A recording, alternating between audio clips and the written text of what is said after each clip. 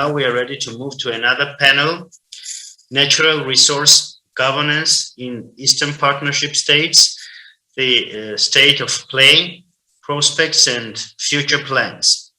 This topic is critical for the region because it encompasses the challenges associated with the natural resource governance. Most importantly, the speakers will highlight not only challenges, but also achievements so far, lessons learned, and future plans regarding the sustainable governance of natural resources.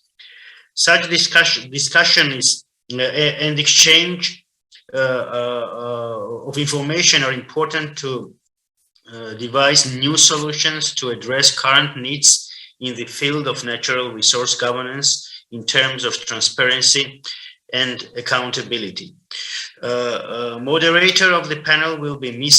Oliana Valigura, Director for Eastern Europe, Caucasus and Central Asia, EITI Secretariat, and I'm really glad to handle the lead for the panel to Oliana, and I can remember very well our first Good Governance Forum where Ms. Oligura was also moderating the session on EITI.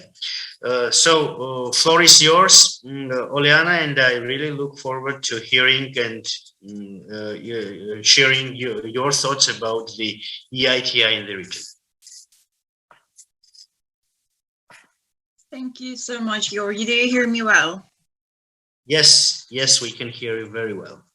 Thank you. This is a great pleasure to participate in the second Good Governance Forum organized by IDFI, and I'm very pleased that today's second panel will focus on actually regional development and perhaps some prospects of Georgia joining EITI.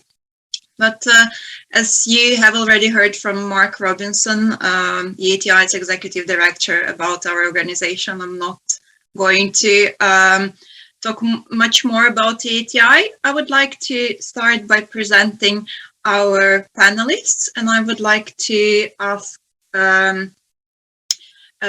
Emil is already on, Alexei, and also Lysanet to turn on their cameras. They're on. Thank you so much.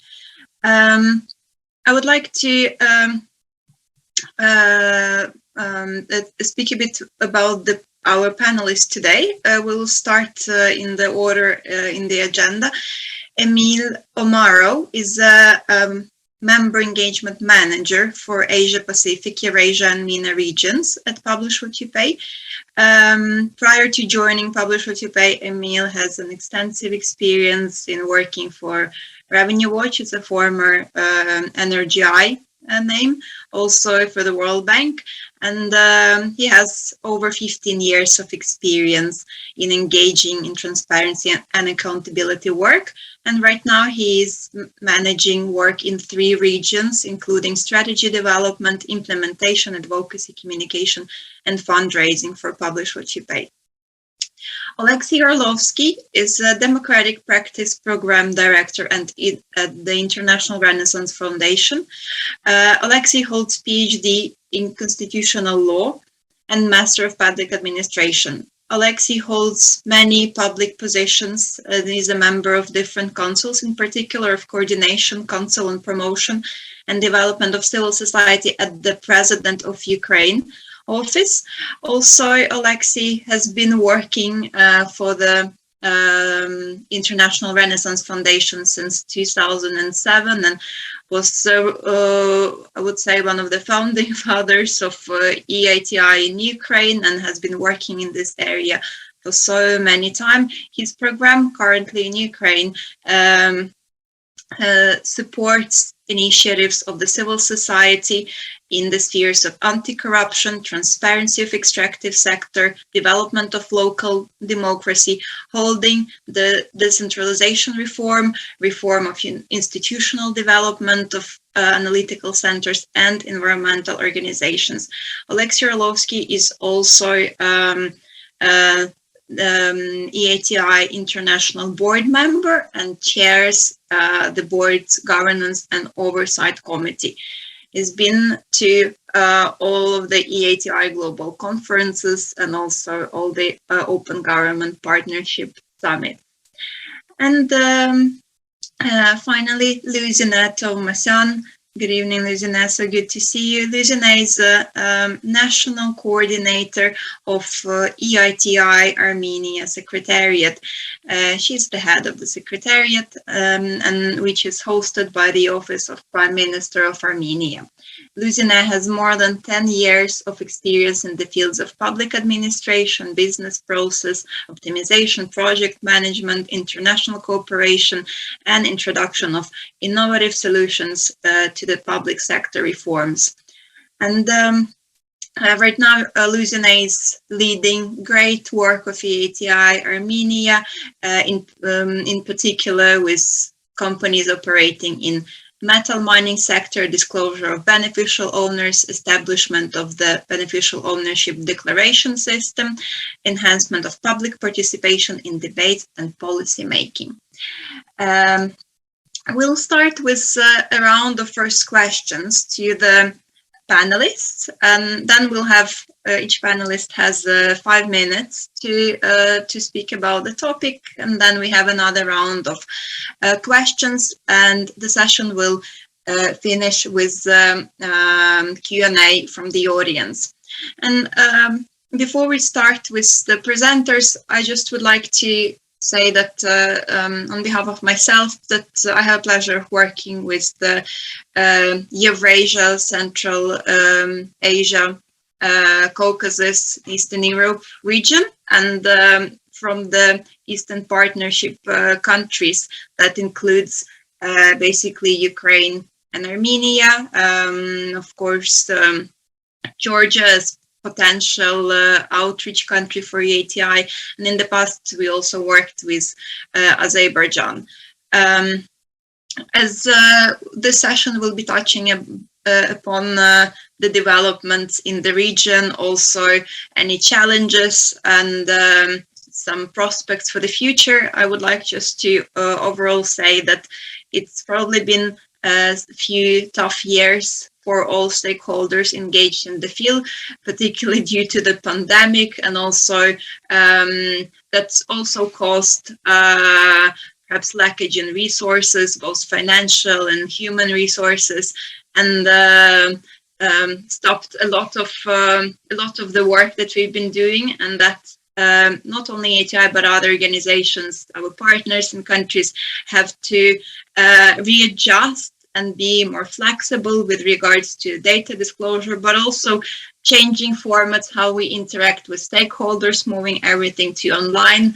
And I am still glad that we're holding events like this, being able to gather knowledge and expertise from around the world and across the countries, despite the limitations in travel. I would like to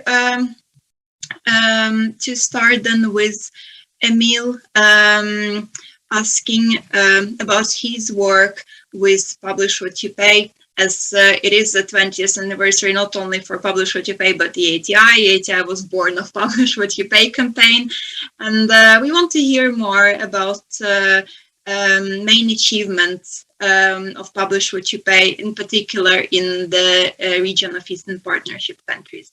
Thank you. Thank you very much, Oliana. And I would like to also thank our respected organizers for this opportunity, not for the first time, to come together with our respected colleagues around the world. So, first of all, the biggest achievement, I think, as a joint achievement, is building and consolidating a regional network of civil society, which is connected both internally and externally. And today we are facing a more or less sophisticated network of comprised of different regional working groups, different national coalitions, individual organizations, which are involved in EITI, in OGP, in other initiatives within the Eastern Partnership countries. So I would like to say that publish what pay activists, they have been leading and in advancing natural resource governance in their countries, and in some cases providing the only alternative assessment of their country's policies, decisions, and in general governance of the natural resource sector. So having such a network of activists, of experts, I think it's by itself, it's already a big achievement. And so, and this has been obviously a joint achievement by many players, not Publish What You Pay. So, and many of them are today with us in this event and also in this even panel. So, EITI has been one of the main platforms for civil society to engage in natural resource governance because almost 20 years ago, it provided an unprecedented platform to engage and to discuss and to contribute to this process. But if previously most of the work for activists was around revenue transparency, nowadays we can see that our members, our activists are more advanced, and the work and new priorities and new future plans that look they are more sophisticated. So some of the priorities include contract transparency, energy transition, gender, and civic space. So in all of this, we have different pilots, different projects already going in different countries of this region, and a lot of learning and also is being sourced out of these projects. So these four priorities, future priorities, they have been identified by the regional EITI working group, which is advancing in these directions. So I will, using the opportunity, I will also provide very briefly information about the Publish What Pays current campaign on contract transparency, which is also supported by members, by activists in the Eastern Partnership countries. So as part of this Disclose the Deal campaign, our activists, they demand that governments should publicly disclose unredacted versions of all extracted contracts, including annexes and amendments. That secondly, that EITI countries should promptly meet their commitments to publish all contracts granted, entered into, or amended from 1st January 2021. And finally, extracted companies should make a public declaration of support for contract disclosure and pledge to actively push for it in all of the countries where they operate. So the work of our activists is not limited only to this campaign, as I mentioned earlier. Another growing opportunity or kind of area of interest is the energy transition. And as you may know, recently there was another United Nations Climate Change Conference, which was COP26. And using this opportunity, Publish What Pay members also from the Eastern Partnership countries, they signed the statement and gave the following messages to the world leaders. And that first of all, that we must clean up mineral supply chains to deliver a just transition. That meaning that citizen participation, guarantees of indigenous rights, including free, prior, and informed consent, and other human rights, and strong governance safeguards must be in place to avoid further damage to communities close to extraction. Second message was it's time to get serious about supporting developing countries. As you may know, rich countries are set to fall short of their pledge to mobilize 100 billion per year to support climate change mitigation and adaptation in developing countries. For many nations, this finance is desperately needed to assist the transition to a sustainable low-carbon economy. And the third message, the final message, was that corruption and mismanagement could undermine a just energy transition. So just as corruption has undermined many countries' ability to see significant long-term benefit from their natural resources, it now threatens to derail a just transition to a low-carbon economy. I'll stop here. Thank you. Thank you so much, Emil. That was a very timely speech, and of course, the issues you've been talking about are also on the EATI's agenda. They're published with the EATI, very interlinked with regards to transparency work. So thank you. You'll have another round of questions later on. Now I would like to invite Oleksiy Orlovsky to speak, and just to ask Oleksiy to talk about civil society in general in the region, from your perspective of the EATI board member, and also from your work as you work for a donor organization. How has it been this past year with regards to operating in the field of transparency of the extractive industries for civil society, given into account the global pandemic and any other challenges?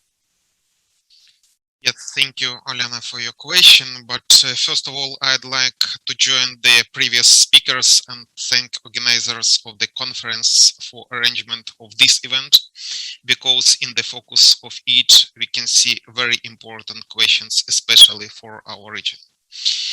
In my short speech, I'd like to concentrate briefly on those key challenges, maybe, which we had in front of the EATI countries, but not only in the context of Eastern Partnership.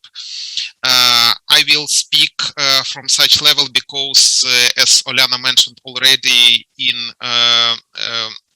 among Eastern Partnership countries, we have in EATI only Armenia and Ukraine, and I'm absolutely sure that Lucina will present in her speech information about Armenia case.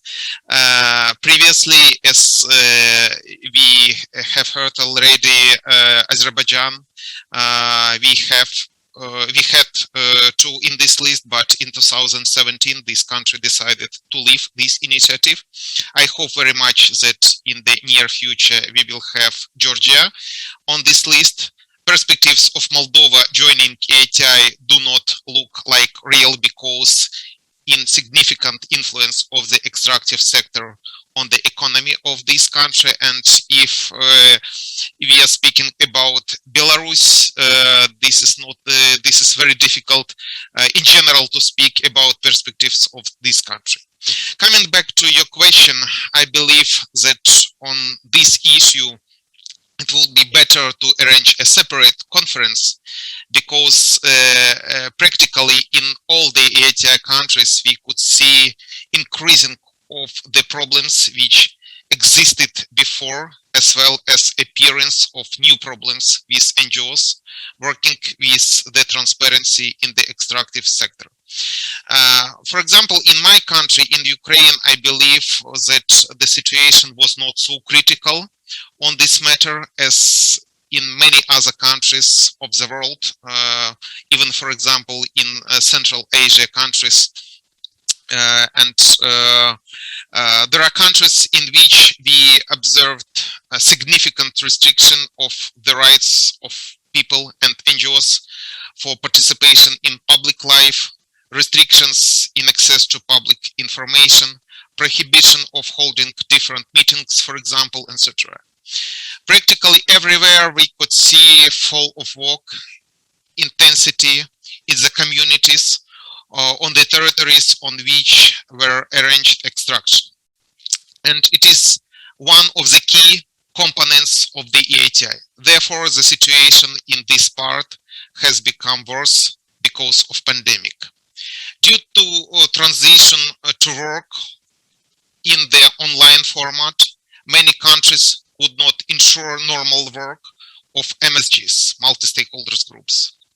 Representatives of regional NGOs could not come to capitals of their countries, and limited access to internet, or even in some countries we would say about complete absence of internet, did not give a possibility to arrange MSG's meetings in many countries. The pandemic forced reorientation of many donors with their funding to the solution of proper problems. As a result, many NGOs noticed significant reduction of financing for the work connected in particularly with EATI implementation. I should separately mention considerable reduction of the international offline cooperation. It is certainly clear that we have online conferences like these, for example, trainings and some other events, but anyway, the quality of interpersonal communication, transfer of the best experience, etc., with the offline communications give much better effect. I can compare, for example, the level of intensity of work of the EATI board members from 2016 till 2019 and after 2019. And I should say that the quality of work and communication during personal meetings was much more better in the pre-pandemic period, of course. It is clear that we can continue this list, but I probably will stop here. In any case, this pandemic crash test made the civil society new challenges, adopt a new reality of remote work, etc. In many cases, organizations successfully coped with the new challenges and continue to work successfully at the transparency of the extractive sector. Thank you, Olena. Thank you so much, Alexei. Very good timing, and also you raised very important issues with regards to civil society. It was not, the pandemic was not only impeding the work of EATI on the national and regional level, it also the functioning of civil society was jeopardized by rerouting of donors' funding to immediate health concerns. So of course we applaud to all the NGOs and civil society in general for keeping their commitment to transparency in the extractive industries. Thank you, Alexei. And I would like to invite Luzine to speak about the experience of Armenia. Just to say that both Ukraine and Armenia share success in implementing the EATI, in particular with regards to beneficial ownership transparency, timely EATI reporting, systematic disclosure of information, embedding EATI requirements into the legislation, building and successfully using EATI portals, and also both countries are members of OGP. So we would like to hear about your successes and challenges, Luzine. In particular, how did you manage to maintain what is required by EATI standard, the levels of transparency, accountability, and participation of stakeholders, despite all the challenges that your country has faced? Thank you, Liana. First of all, very nice to meet you and all the participants. And I hope that we will soon go through this pandemic phase and we'll be able to meet in person again. And of course, last couple of years have been particularly difficult for Armenia too. We shared all the challenges as the rest of the world regarding the pandemic. And in addition to that, went through war in 2020. And of course, the issues of national security has been and are the priorities for all the actors.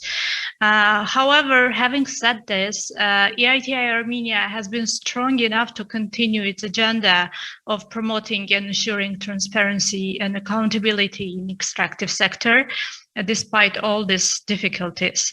And I want to mention couple of preconditions that enable the EITI Armenia to maintain its momentum. And first of all, it's a good foundation of EITI. And using digital tools and information technologies that from the beginning that allowed us during pandemic to maintain all the good practices that we started in from 2017.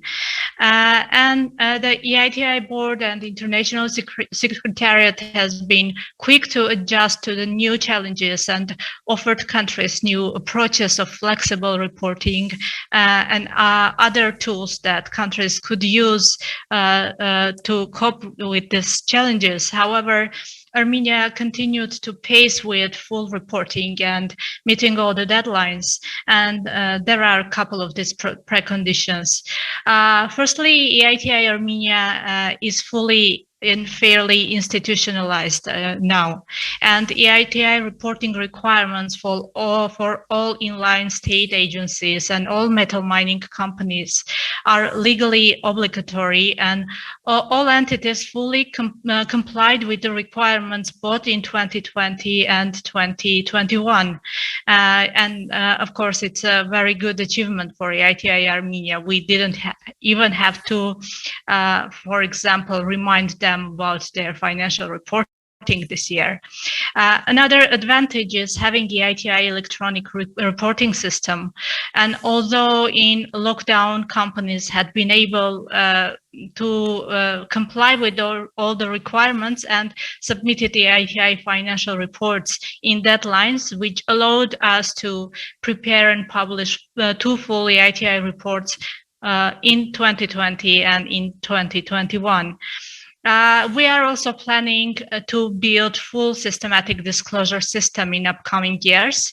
And of course, our partner donor organizations are with us during this works, which is very appreciated from our side. However, in many aspects, state agencies already apply systematic disclosure mechanisms, which again made timely data publication non-dependent on ongoing crisis and this lockdown situation. Another precondition for maintaining a momentum has been active engagement of multi-stakeholder group member civil society organization.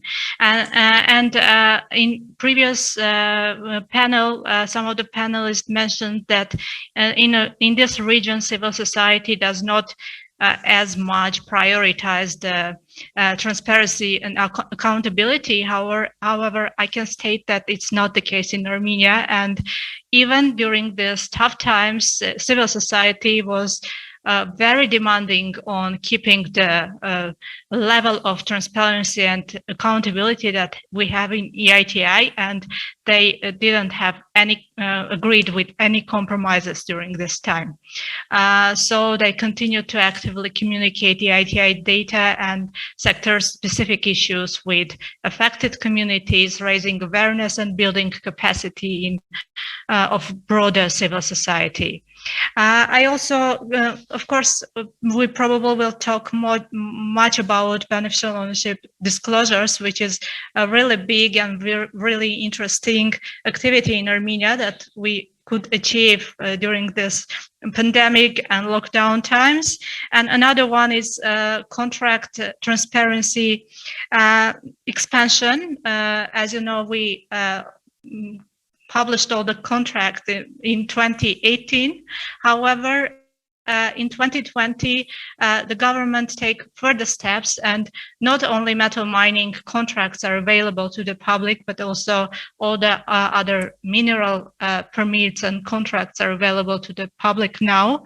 And it is also has a very big impact in promoting dialogue, especially in communities, and also raising awareness on social economic contributions of the mining companies in the communities. However, no matter how much support EITI IT tools provided us last couple of years in terms of communication with stakeholders and maintaining multi-stakeholder engagement. Of course, nothing can replace in-person interactions, and we hope to get back to that as soon as possible. Well, in summer, we held a hybrid conference for presentation of our EITI report and systematic disclosure beneficial ownership electronic system, and we saw how people are eager to come and to talk in person, and we really hope that in 2022 we will continue in-person activities and to build this platform of dialogue that we already have good foundation. Yeah, I hope I didn't talk too long about this question. Thank you, Luzina. Thank you. It just proves that you've been doing an outstanding work with regards to transparency in extractive industries, and we celebrate that you were able to maintain engagement with all stakeholders, in particular civil society, but also that government and companies stayed involved, and also your success with contract transparency. And we'll hear more about beneficial ownership. I would like to give floor back to Emil and ask him to talk more about the impact and outcomes of the Publish What You Pay work in the region. Emil shared that recently Publish What You Pay had an independent assessment of the engagement in the region. And could you share with us the outcomes and some recommendations?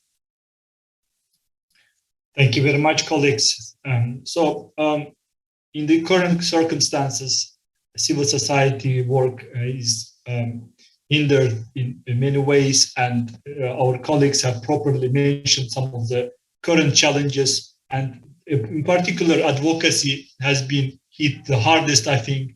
It's a very complicated situation, because if in the past, this governance and all those discussions, it was a theater, we could at least sit down, and if we don't agree, we can stand up and shout that we don't agree. In the current situation with COVID and lockdowns, it's more kind of digital, and it's even hard to make your kind of protest heard, let's say.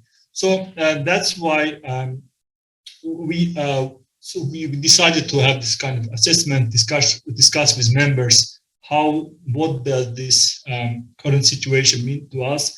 And obviously the main outcome that came out of this assessment was that activists in the region, including in the Eastern Partnership countries, they should continue prioritizing mapping and pursuing advocacy opportunities, both on national and international level. So it seems that national work is even more closed now, and there are more excuses for governments to be less responsive, and unfortunately, but international opportunities, conferences, initiatives such as EITI, OGP, and beyond, some intergovernmental platforms, there are UN events, etc. They remain an important stage where activists from this part of the world should continue advancing towards. So in order to get there, it's important to continue strengthening networking. And as colleagues properly mentioned, that in the past we had more opportunities to meet in person, they were more productive, etc. But nevertheless, even online networking options, they do have some advantages, such as being more inclusive, having on top of shortcomings, obviously. So the pandemic presents another opportunity to continue improving communications and visual of the activists around the world, and ensuring that the websites, the kind of online tools are more visible, and that our more attention is given to our branding as an international movement, for transparency, for good governance. And on top of that, it's important to ensure that there are more systematic updates and the sharing of these updates using different international lists, different bulletins, newsletters to share our achievements and challenges. Yeah, and obviously another significant problem is around capacity and skill development. If in the past we could have training and capacity building for people around the world, in-person trainings, which are definitely more efficient way of doing this. But nowadays, on top of new opportunities, which I have previously mentioned, new directions, we are still as a network, we have growing need for capacity building, and so these are not limited to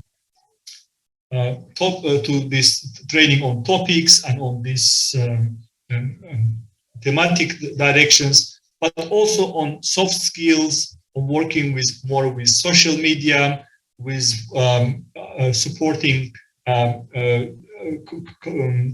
relevant departments within the networks, national, which are responsible for the communication of these civil society groups and beyond.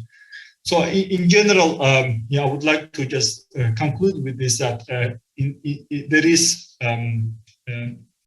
a lot of, so we as a network, we have international network, we are trying to adjust to new realities.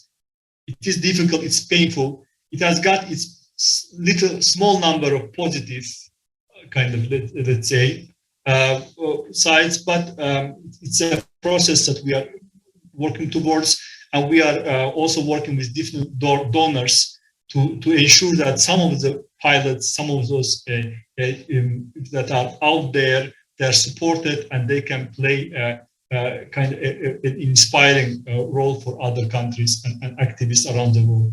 Thank you. Thank you, Emil. Thank you. I would like to ask the participants, if you have any questions, please type them in for the Q&A session. And the floor is back to Alexei. And I would like to ask Alexei to speak about the prospects of Georgia joining the EATI. Thank you. Thank you, Lena, for this question. Frankly speaking, personally for me, it is big mystery why Georgia until now has not made everything in order to join EATI. Especially if we take into account the fact that Georgia extracts a lot of minerals to be presented in the family of EATI countries. The steps which should be made by joining the initiative are rather simple. First of all, the government should take obligations to work with the questions of transparency of the extractive sector. Then it is necessary to arrange involvement of companies and civil society, create a multi-stakeholders group, and prepare the work plan on the initiative implementation in the country. After making these simple steps, the government should present an application to the EATI board about joining EATI. As you see, nothing difficult here.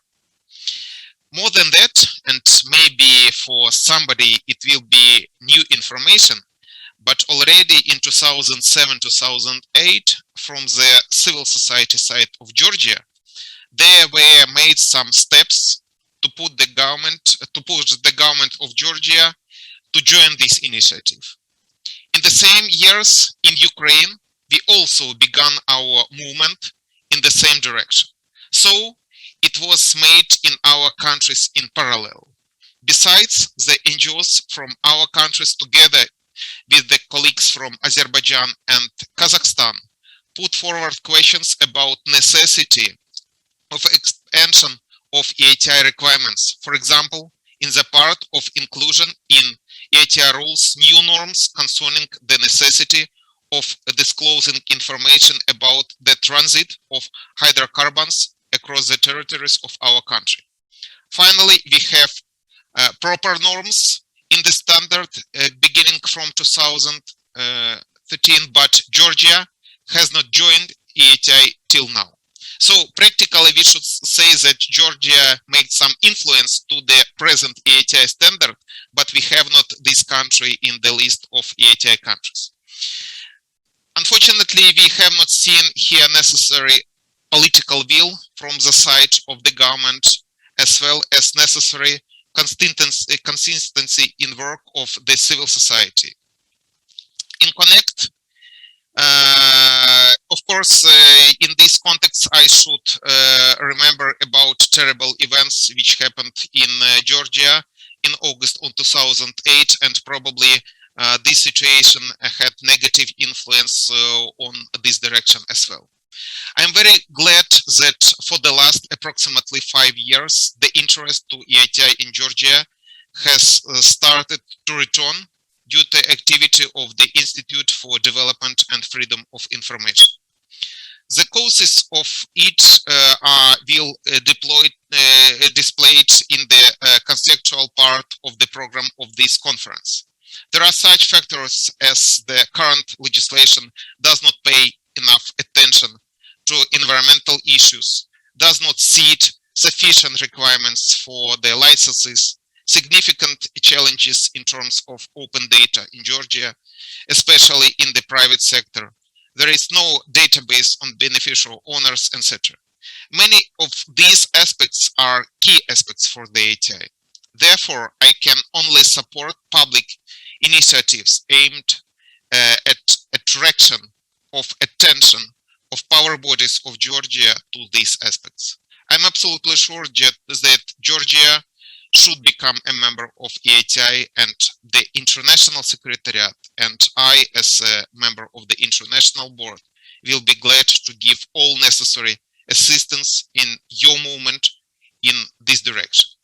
And finally, I should say some words about sincere in the interest of Georgia in joining to this initiative. It is very important aspect because with absence of the proper political will, systematic work in implementation of EATI standard requirements, absence of proper organization of work of the EATI National Secretariat, absence of financing in the future, etc., and especially with not enough engagement of different stakeholders, such work may be unsuccessful. Therefore, it is very important to encourage interest to the initiative from the side of all key stakeholders, I mean state power bodies, communities, extractive companies, and civil society, of course. Thank you, Elena. Thank you so much, Alexei. Very good points, and perhaps during the Q&A session, we could ask our colleagues from IDFI to comment on the prospects of Georgia joining EATI. Thank you. And now floor goes to Luzine, and perhaps example and successes of Armenia would be inspiring for Georgia, in particular with implementation of beneficial ownership disclosures. And also would be good to hear how this requirement helps fight corruption, and what EATI can do more to even strengthen the beneficial ownership reform. Well, thank you, Liana, for the question. And I shall mention it's the favorite requirement of EATI standard of mine. And of course, publication of Panama Papers and lately Pandora Papers proof of how big importance beneficial ownership disclosures have in fighting corruption. And it is not secret that mining extractive sector is one of the most riskier sector that might have some impact of misuse of public good and public revenues. And that is why it is really, EATI standard has a really big impact on building this beneficial ownership disclosure systems in all EATI member countries. And actually Armenia started talking about beneficial ownership disclosures in more fundamental way when Armenia became EATI member country, which said that being a member country, you should publish beneficial ownership register starting 2020. And it actually required a lot of work, a lot of studying best experience to see how we should manage this very complicated reform. In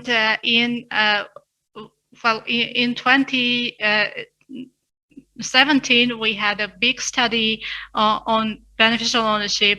Of course, in many countries, it was a new commitment, but however, in half of these leading countries, UK, Slovakia, and Ukraine, and also other countries, we could build this first draft of legislation that was in place in 2019, and starting February 2020, we published first declarations, which was submitting in a paper format. And of course, it was very challenging because every participant of this panel that actually worked with beneficial ownership disclosures know that it is really very complicated, and it's a big issue of setting the scope of the information that you need from the companies, which also sets the success rate of the data accuracy. And that is why it is very crucial that in Armenia, in the face of multi-stakeholder group, we had this consensus of which data we should require from the companies on beneficial owners of those companies. And I should mention that we did not change and did not meet any compromise after that. And even if we have new legislation starting September 2021, with which we expand the beneficial ownership in Armenia to all the other sectors, we keep the stricter requirements for metal mining sector, which is by consensus and demand of multi-stakeholder group of EITI Armenia. And I should mention a couple of advantages of EITI. First of all, but not only EITI, with this reform, we closely cooperate also with OGP, and in parallel with EITI in 2018, also in Armenia's OGP action plan was put a commitment that Armenia is committed to have a full beneficial ownership register, and EITI mining sector was served as a pilot project for this bigger commitment. And actually, it was quite successful.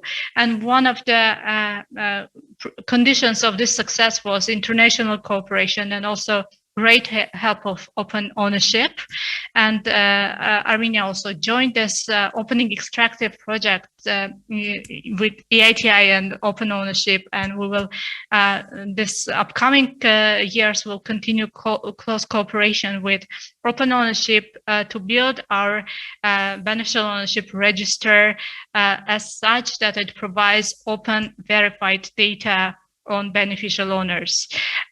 It is very interesting reform, very challenging, but I should mention that it is very good that all the actors of Armenia, civil society, state agencies, and also companies fully cooperate with each other. And we have a very good platform on building and developing this beneficial ownership system. Of course, it's a very big topic and we can discuss endlessly about specifics of beneficial ownership. But however, I really want to stress the importance of the EITI requirement for the EITI member countries, as it really serves as a driving force for this reform and also for expanding on other sectors, as it is in the case of Armenia. Thank you so much, Liliana. That was a very good wrap up of general speeches in this panel, and we're very pleased to see the progress of Armenia since the beginning in 2015, when the government started to be interested in implementing ATI and then became a member country in 2017. And perhaps you could also speak during Q&A session, as we have a question that might be interesting for all the panelists to address. So we have a question here, and I will read it out. Is it possible to define how the absence of different countries in the ATI affect the overall implementation of the ATI goals? For example, as Georgia is not the member of the ATI, does it negatively affect the implementation of the ATI goals in other countries like Azerbaijan and Armenia? Thank you. So this is an interesting question. Thank you. I would like just to clarify that there's no longer EATI implementation in Azerbaijan, so it's only Armenia. And we can maybe replace Azerbaijan with Ukraine, given we have Alexei on the panel. And also, just in general, to say that sometimes EATI International Secretariat has a goal to bring a country on board, to bring a country to implement the ATI, and it could be driven by our partners, donors, or civil society. But very often the initiative comes from the country. Like in Ukraine, the initiative came from civil society. In Armenia, there was interest from the government. So it's very different, but I would like to perhaps invite the panelists to answer, and all of you could comment or volunteer who would like to answer that question. Thank you. Lena, can I start? Yes, please. Yes, probably I should mention concerning this question one very specific document which have been developed in Ukraine around 3 years ago. I mean, very specific document. We name it like Monitoring and Evaluation System for the Ukraine EATI. It includes 3 sections. First of all, strategic and operational objectives of the ATI. Secondly, system of monitoring indicators of the ATI. And thirdly, evaluation system of the ATI. Why I mentioned this document? Because frankly speaking, before its development, we had the same questions.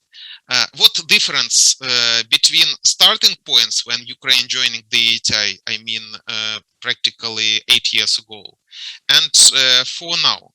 And when we completed this document, when we identified the starting points which we had at the moment of joining to ATI and our present situation, it's absolutely different words, I should say. Because we have already, for now, quite big set of different legislation norms.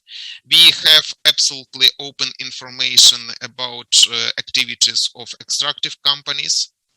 In many cases, we have the open list of licenses which have been given by official structures to different companies. We have at least partially publishing of extractive different contracts with extractive companies, etc., etc. I say separately about information about beneficial owners, but frankly speaking, this legislation have been developed in Ukraine, not connected with the ATI, because this is obligation for all legal entities in Ukraine to open this information for general public in special state registers. But I am absolutely sure that this is really different, absolutely different worlds which we had 8 years and now. Thank you. Thank you, Alexei. So it is rather, would you say it's rather for the country's benefit joining ATI that would help and stimulate certain reforms in the country rather than for EATI globally. But is there anyone who would like to comment also on that? Luzineh or Emil? Yes, thank you. Yeah, of course, I completely agree with you that EITI, it's not just this international panel when stakeholders gather and exchange thoughts. It's about implementing reforms that are for benefit of the public of the country, of fair distribution of natural resources use. And it's not just about transparency and accountability, it's about promoting this public dialogue and seeing what are the issues and how we can address these issues. So we can say that the ITI is the first step to the good governance of natural resources. But how it affects of one country is a member, another is not. Of course, well, there are some areas that I believe that in future, regardless it's a EITI member country or not, all the countries should comply with some requirements, for example, beneficial ownership, because this shadow contracts and this, very bad transactions and corrupt mechanisms actually affect not only the country, but also the other countries. And this, the PAPs involved in this, all transactions and big money. And of course, it is good for all the countries to be a member of such kind of initiatives. And also one of the aspects that the EITI should be taken more seriously is by investors, and especially responsible investors, which should give a clear signal for this investors, responsible ones, that if the country is not transparent, does not want to be accountable, does not comply with the demand of its public to be open and show what they really get from the use of natural resources, then probably it's not a good partner for them. Well, actually, it is one of the tools to have this good governance of natural resources, not just in one country, but also globally. So there's a lot of room for cooperation between different countries. Thank you, Luzineh. Emil, please. Thank you very much. Very briefly, from the perspective of civil society, since our countries are interconnected, so having information disclosed as part of EITI is very beneficial to receive information on some disclosures from neighbor countries for investigations, for campaigning, also for a lot of different reasons, and particularly for our part of the world, EITI is a unique vehicle. It's a unique platform for civil society to engage, to sit at around the same table with wealthy companies and influential, powerful governments. So that I would say that indeed having a neighbor who is member of EITI is, at least psychologically, it has this impact, positive impact. Thank you. Thank you. Those were really excellent remarks and answers to the question. And just to ask if there are any other questions, I think we are now basically out of time. And I think this was a very good, productive session. And I want to thank all of you, Alexi, Luzineh, Emil, for your contributions to the session, and wish you the best of luck in your fields of work. And also, if at the end of the session, maybe a colleague from RDFI would like to comment on Georgia joining ATI, that would be very welcome. And we also want to thank the organizers for this great event. It's very nice to see all of you. And thank you again.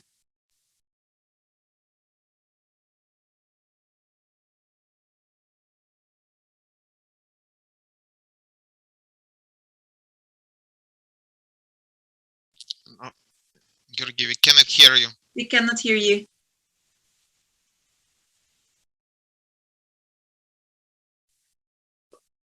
We still cannot hear you for some reason.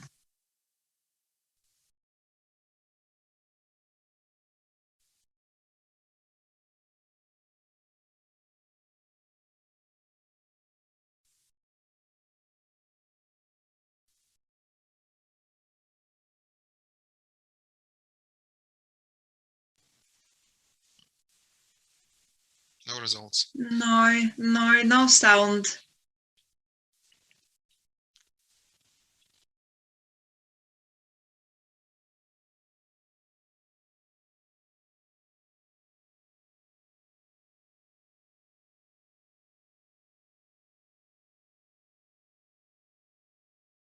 I think according to the program, we have a break now for, it says for 10 minutes. So we wait maybe another minute for you to join us again. And if not, then I think we all have a break. Thank you again to all the panelists and the organizers for this event. Can you hear me now? Yeah. Yes. Oh, great. Sorry, there was some technical issue. I don't know. I just restarted and now it works. Oleana, Oleksiy, Emil, Luzina, it was really nice for me to see you and listen to you, regretfully virtually, and I really wanted to host you in Tbilisi, but unfortunately, I hope it will be next time. Unfortunately, I'm not able to do this year. If I may, I can just very briefly inform you about the development of EITI prospects in Georgia. First of all, thank you for sharing the information about the process, Oleksiy, especially to you, describing the whole process, how Ukraine joined and how Georgia was trying mainly from civil society, because I can say that the only possibility Georgia to join, not only Georgia, but all the countries, is when the government takes this commitment. From our side, we have been actively advocating Georgia to join EITI and take this commitment since 2012.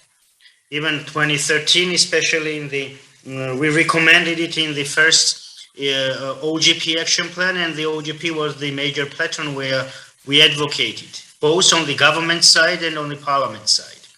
But the major decision makers, including the ministers and probably the parliamentarians, I don't know, like probably it was not probably, but I'm pretty sure it was the political will that they don't decide to do this.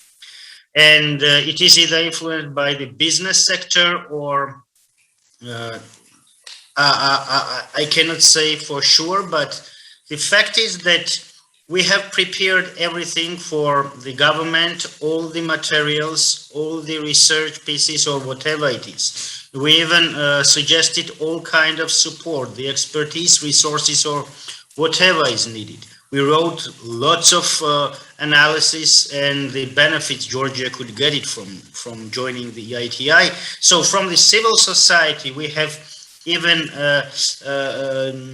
gathered the civil society organizations, the members of the OGP Forum, which is the dialogue mechanism for OGP, and it was the joint recommendations about Georgia to publish the registry of beneficial owners and joining the EITI. But on the government side, it was rejected, and they said that so far we don't want to do this. We are publishing information, and at the same time, we are doing everything that is related to EITI standards. Then we said, like, what is the problem joining and taking the official obligation and following the EITI standards? But as I'm saying, this is the pure political will. Maybe the politicians are more concerned about the elections and political crisis or whatever it is, but this technical decision has to be made.